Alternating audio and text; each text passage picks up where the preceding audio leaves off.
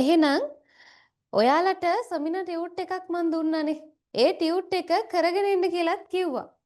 නේද? ඒ ටියුට් එකේ ඔයාලට පුළුවන් කොටස් කරගෙන එන්න කියලා මම මෙසේජ් එකක් දාලා තිබුණා. මං හිතනවා කරගෙන ඇවිල්ලත් ඇති කියලා. කොහොම වුණත් අද මේ සම්පූර්ණ ටියුට් එකම අපි දීලා තියෙන ටියුට් එක අපි ඔක්කොම ලියලා සම්පූර්ණ කරගන්න ඕනේ.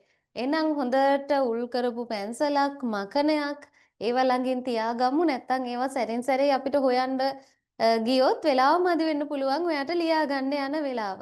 ඒ හින්දා ඒ ටික ඔක්කොම සූදානමින් තියෙනවද කියලා බලන්න.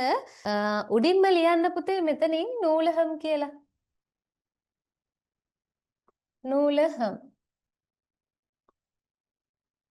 වහුප්පු තියෙනවා. ඊළඟට මෙතනින් මයිදානම්. මයිදානම්. ඊළඟට අධිපර් කාර්යාලයම් තියෙනවා. මලසල කූඩම්.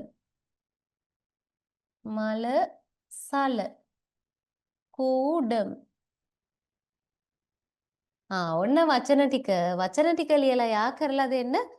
පොඩි වෙලාවක් තමයි දෙන්නේ. චූටි වෙලාවක් දෙන්නම්. හරි. හොඳයි. ගොඩක් අය රේසෑන් කරලා ඉන්නවා. මේ වචන ටික ඔයා තෝරගත්තා නම් හරියටම අඳුනාගත්තා නම් ගොඩක් වටිනවා. මේ තියෙන්නේ කොහේ තියෙන ස්ථානද?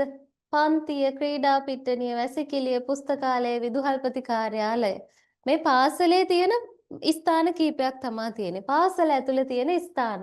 අපි බලමු. පන්තිය නම් පුතේ වහුප්පුනේ. නේද? අපි එනම් මේක වහුප්පු වලට යා කරගන්න පුළුවන්. වහුප්පු. ඊළඟට ක්‍රීඩා පිට්ටනියට අපි කියනවා මයිදානම්. හරිනම් හරි දාගන්න. රතු පෑනක් ළඟ තියෙනවා නම් හොඳයි. රතු පෑනක් ළඟ තියෙනවා නම් අපිට ඒ ගමම්ම හරි දාන්න පුළුවන්. රතු පෑනක් තියෙනවා නම් ළඟින්. ඊළඟට වැසිකිළිය මලසල කූඩම්. මලසල කූඩම්. වැසිකිළිය. ඊළඟට පුස්තකාලයට නූලහම් කියනවා. එහෙනම් ඉතුරු උනේ විදුහල්පති කාර්යාලය, අධිපර් කාර්යාලයම්. ඒ දෙකත් හරිනම් හරි දාමු. නූලහම් අධිපර් කාර්යාලයම්.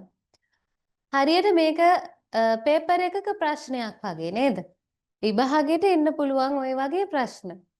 සමහර විට පින්තූරේ දෙන්න පුළුවන්, සමහර විට පින්තූරේ දෙන්නේ නැතිව වචන ටික විතරක් දෙන්න පුළුවන්. ඔක්කොම හරි ගියා නම් පුතේ රේස් සෑන් කරන්න බලන්න.